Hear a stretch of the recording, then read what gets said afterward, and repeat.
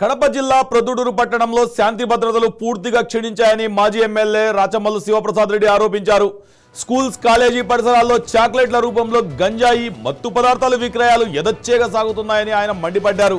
గంజాయితో పాటు అక్రమ మద్యం, జూద గృహాలు, వ్యభిచార కార్యకలాపాలు విచ్చలవిడిగా సాగుతున్నాయని ఆరోపించారు. యువత భవిష్యత్తును నాశనం చేస్తున్న అసాంఘిక కార్యకలాపాలపై అధికారులు తక్షణమే చర్యలు తీసుకోవాలని డిమాండ్ చేశారు. ఈ అక్రమ కార్యకలాపాల వెనుక అధికార పార్టీ అండదండలు ఉన్నాయని రాచమల్లు శివప్రసాద్ రెడ్డి తీవ్ర ఆరోపణలు చేశారు. ప్రొద్దుటూరును గంజాయి రహిత పట్టణంగా మార్చేందుకు అధికారులు వెంటనే చర్యలు చేపట్టాలని కోరారు.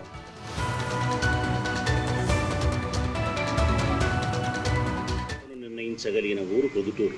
చిన్న విషయం కాదు ప్రజలారా, చాలా పెద్ద గొప్ప విశిష్టత కలిగిన అంశమే ప్రొద్దుటూరు. అందుకే దీన్ని రెండవ ముంబైగా పిలుస్తారు. మరి ఈ ప్రొద్దుటూరు సంబంధించిన మా పూర్వీకులు మాకు ఇచ్చినటువంటి విశిష్టత, గొప్పతనం, ఈ సాంప్రదాయాన్ని, విశిష్టతను మాకు ఇచ్చినారు. దరిద్రం ఏంటంటే ఇప్పుడు వరదరాజిరెడ్డి గారి పుణ్యము, ఈ రాష్ట్ర ప్రభుత్వం యొక్క పుణ్యం అని చెప్పి గంజాయికి మొదటి స్థానంలో ఉంది ప్రొద్దుటూరు. నాడు రెండవ ముంబై, నాడు రెండవ మైసూర్, నేడు గంజాయికి మొదటి స్థానం. గంజాయి కానీ, మద్యం కానీ, క్లబ్బులు కానీ, వ్యభిచార గృహాలు లేటెస్ట్. ఈ పోయినాయి అనుకున్నాము, ఇప్పుడు మళ్ళీ అవి వినిపిస్తానే ఉన్నాయి ప్రొద్దుటూరులో, వ్యభిచార గృహాలు కూడా. వీటిలో గంజాయికి మొదటి స్థానం ప్రొద్దుటూరు.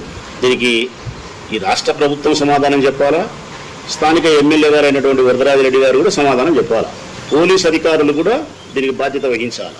సమిష్టిగా ఈ ప్రభుత్వము, ఈ ప్రభుత్వంలో సభ్యులైనటువంటి ఎమ్మెల్యే అయినటువంటి వరదరాజిరెడ్డి గారు, పోలీస్ అధికారులు అందరికీ బాధ్యత ఉంది. ఈ ప్రొద్దుటూరు వాసిగా, స్థానిక